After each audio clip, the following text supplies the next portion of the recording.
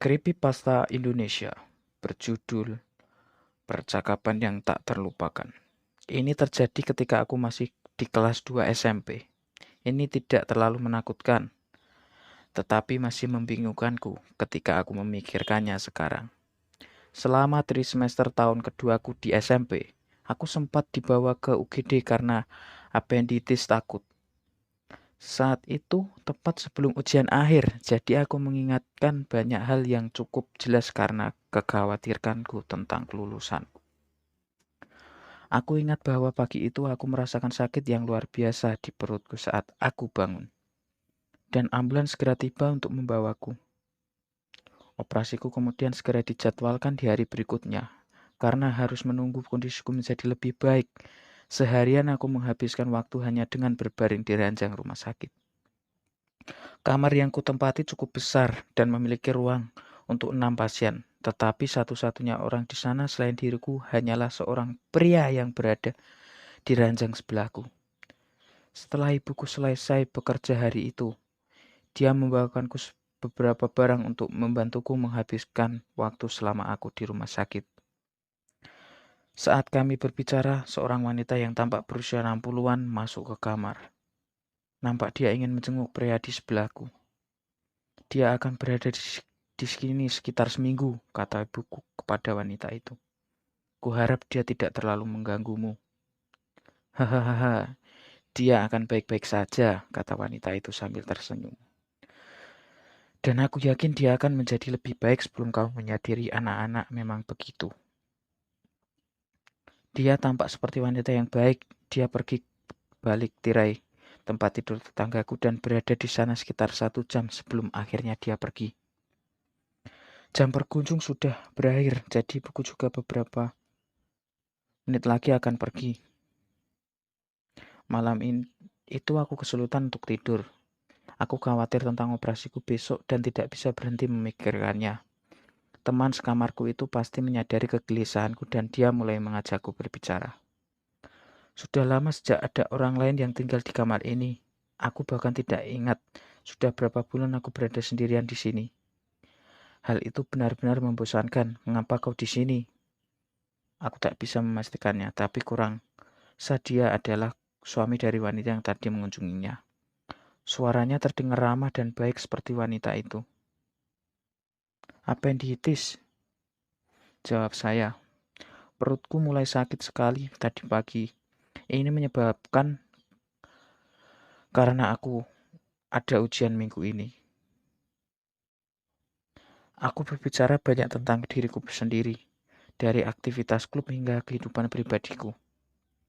Aku benar-benar merasa kesepian karena tidak ada keluargaku di sana.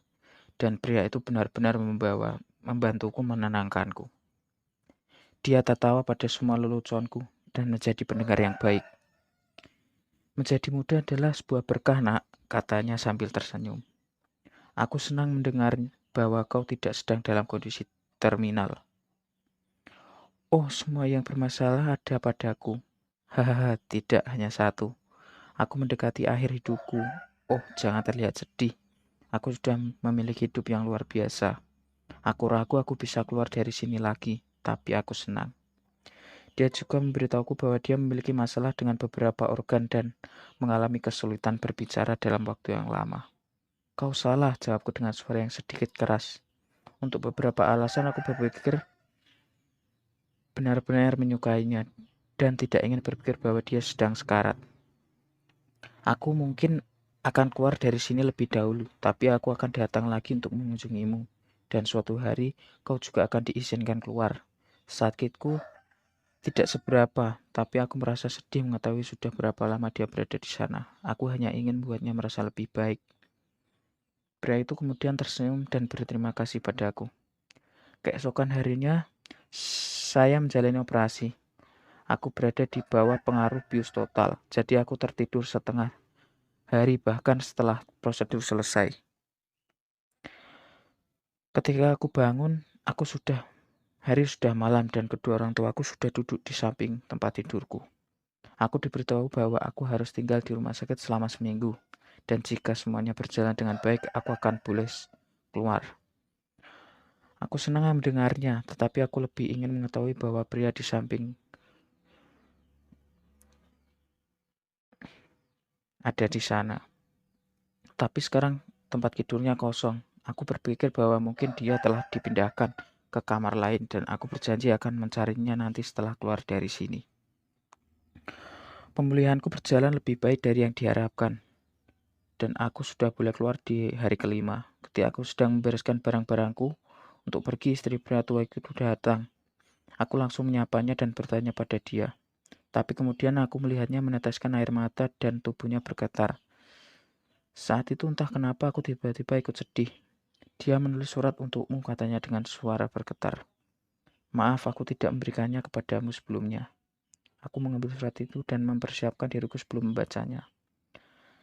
Terima kasih telah menemaniku pada malam terakhirku. Tolong jaga dirimu baik-baik. Suratnya singkat, tulisannya berantakan dan nampak kaku. Suaraku tertahan karena mencoba menahan air mata saat aku bertanya apa yang terjadi sebenarnya. Kondisi pria itu rupanya menjadi sangat buruk di saat aku menjalani operasi. Para dokter melakukan yang terbaik untuk menyelamatkannya, namun mereka tidak berhasil. Aku sangat senang bisa berbicara dengannya malam itu, kataku saat air mataku semakin deras membasahi wajahku. Aku takut dan kesepian dan dia sangat baik padaku. Wanita itu mendengarkan apa yang kukatakan dan ekspresi seketika berubah menjadi terkejut. Dia kemudian menjelaskan kembali mengenai kondisi suaminya, bahwa ada tumor yang diangkat dari tenggorokannya, tetapi operasi tidak berjalan sesuai rencana.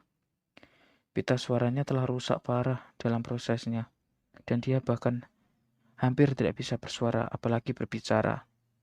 Wanita itu merasa bahwa suaminya tahu jika surat yang dituliskan untukku akan menjadi kalimat terakhirnya. Dan entah bagaimana dia juga tahu bahwa dia akan pergi untuk selamanya keesokan harinya.